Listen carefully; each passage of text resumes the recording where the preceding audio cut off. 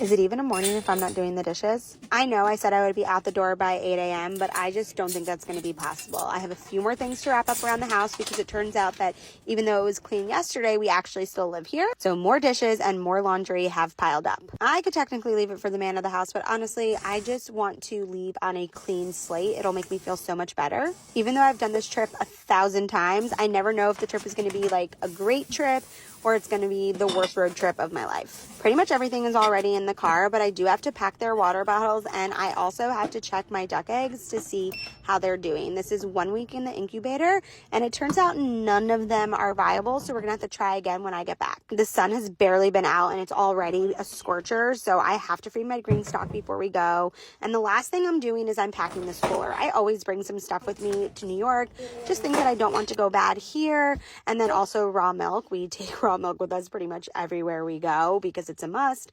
And I also packed some sandwiches. There is no way I'm going to survive this road trip without a little bit of coffee. Why am I smelling it? Because this is actually really old, but it turns out it was just fine. So I poured it in, drank it up, and it was delicious.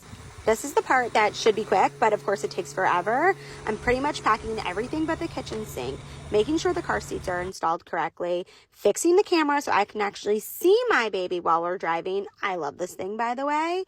And then we are finally ready to hit the road.